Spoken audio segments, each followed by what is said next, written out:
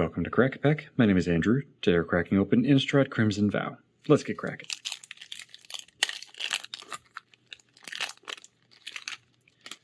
All right, our first card today is a wild card. Then we have a human soldier token, followed by a mountain far land. And we have Winged Portent, which for 1 blue and a blue is an instant with a cleave cost of 4 green blue. Reads draw a card for each creature with flying you control. So if you cleave this, it's draw a card for each creature you control. 3 mana for a big draw spell or 6 mana for a bigger draw spell. It's pricey, very pricey, unless you are in some sort of token generator or a very, very creature-focused blue deck. If you manage to get, like 4 or 5 flyers out, then that 3 mana for 5 is going to be great, but it's going to be really hard to get that payoff, I think. I think this, especially if you cleave, this is going to be really hard to actually be worth it. Like, a mana for a card is a good rate, so you need 3 flyers for just the base version of this card to pay off, which is doable, but not going to be the easiest in most strategies. The cleave cost of 6, that's going to be really hard to do. If you can pull it off, great, but like I said, it's probably in like token generators or maybe some clone effects where you're really going to be able to see that kind of payoff. I just think it's going to be hard to have 6 creatures on board and then decide, yeah, I want to draw 6 plus cards. I might have a home for this. Oh no, nope, this wouldn't fit in that deck. Its identity doesn't match. I was going to say my Painful Draw deck, but that is white, blue, black. And this has green on it, so I can't use it there. So I don't know if I'm going to try to put this somewhere or not.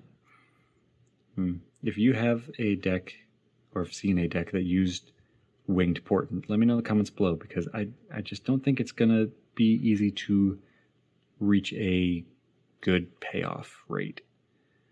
But if you've seen it, let me know in the comments below. Next we have Twinblade Geist, which transforms into Twinblade Invocation. Cartographer's Survey. Archghoul of Thraben. Kindly Ancestor, which transforms into Ancestor's Embrace. Snarling Wolf. Sporeback Wolf. Piercing Light. Vampire's Kiss. Falconwrath Celebrants. Ceremonial Knife. Courier Bat. Chill of the Grave. And Diregraph Scavenger to round out the pack. Now today's Pack 1 Pick 1.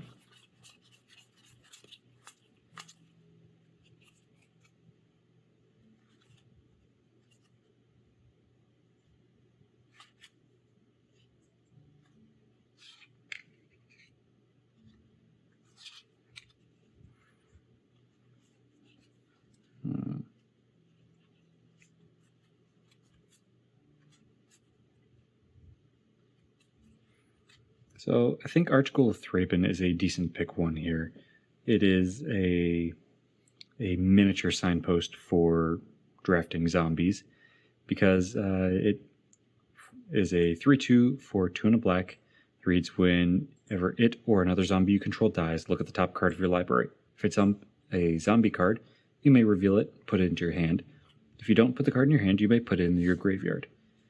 So this is going to let you set up lots of just continually keeping the board full, keeping your hand full, and keeping your graveyard full, right? Because every time a zombie dies, that can be a token zombie as well.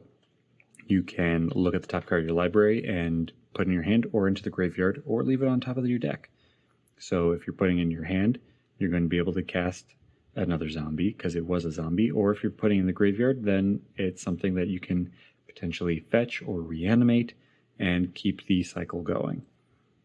And all of those things are very easy to pull off with the zombies that are in this set.